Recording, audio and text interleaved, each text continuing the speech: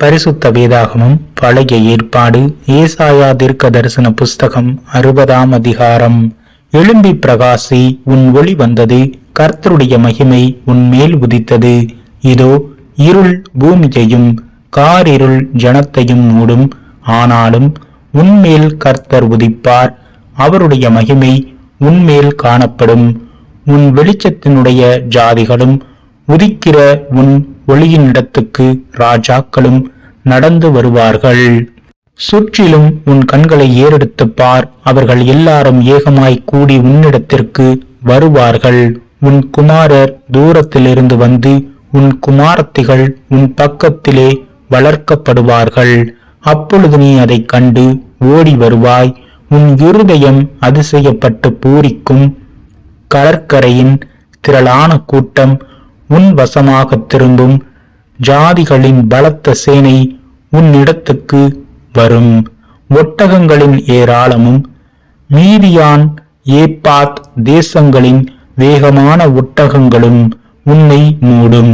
சேபாவில் உள்ளவர்கள் யாவரும் பொன்னையும் தூப வர்க்கத்தையும் கொண்டு வந்து கர்த்தரின் துதிகளை பிரசித்தப்படுத்துவார்கள். கேதாரின் ஆடுகளெல்லாம் உன்னிடத்தில் சேர்க்கப்படும். நபாயோத்தின் கடாக்கள் உன்னை சேவித்து அங்கீகரிக்கப்பட்டதாய் என் பலிபீடத்தின் மேல் ஏறும். என் மகிமையின் ஆலயத்தை மகிமைப்படுத்துவேன். மேகத்தை போலவும் தங்கள் பலகனி துவாரங்களுக்கு தீ விரிக்கிற புறாக்களைப் போலவும் பறந்து வருகிற இவர்கள் யார்? தீவுகள் எனக்கு காத்திருக்கும்.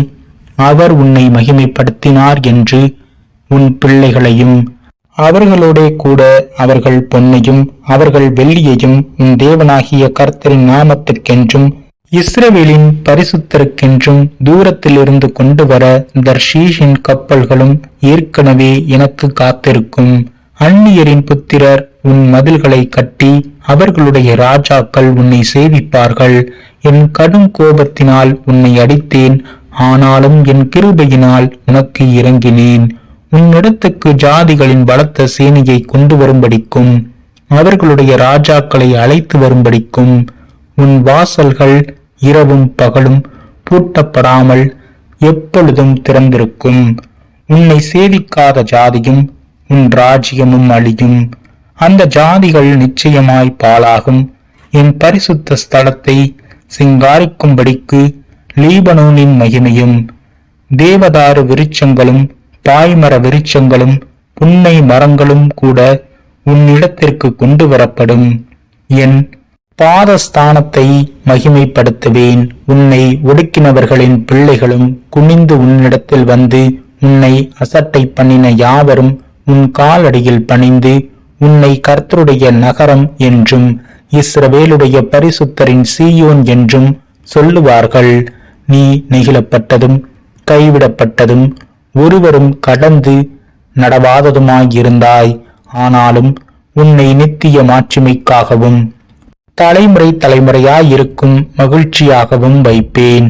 நீ ஜாதிகளின் பாலை குடித்து ராஜாக்களின் முளைப்பாலையும் உண்டு கர்த்தராகிய நான் இரட்சகர் என்றும் யாக்கோபின் வல்லவர் உன் மீட்பர் என்றும் அறிந்து கொள்வாய். நான் வெண்கலத்துக்கு பதிலாக பொன்னையும் இரும்புக்கு பதிலாக வெள்ளியையும் மரங்களுக்கு பதிலாக வெண்கலத்தையும் கற்களுக்கு பதிலாக இரும்பையும் வரப்பண்ணி உன் கண்காணிகளை சமாதானம் உள்ளவர்களும் உன் தண்டற்காரரை நீதியுள்ளவர்களும் ஆக்குவேன். இனி கொடுமை உன் தேசத்திலும் அழிவும் நாசமும் உன் எல்லைகளிலும் கேட்கப்பட மாட்டாது. உன் மதில்களை இரட்சிப்பென்றும் உன் வாசல்களை துதி என்றும் சொல்லுவாய். இனி சூரியன் உனக்கு பகலிலே வெளிச்சமாயிராமலும் சந்திரன் தன் வெளிச்சத்தால் உனக்கு பிரகாசியாமலும் கர்த்தரே உனக்கு நித்திய வெளிச்சமும் உன் தேவனே உனக்கு மகிமையுமாயிருப்பார். உன் சூரியன் இனி அஸ்தமிப்பதும் இல்லை, உன் சந்திரன் மறைவதும் இல்லை. கர்த்தரே உனக்கு நித்திய வெளிச்சமாயிருப்பார். உன் துக்க நாட்கள் முடிந்து போம். உன் ஜனங்கள் யாவரும் நீதிமான்களும் என்றைக்கும் பூமியை சுதந்திரிக்கும் குடிகளும் நான் நட்ட கிளைகளும் நான் மகிமைப்படும்படி என் கரங்களின் கிரியைகளுமாயிருப்பார்கள்.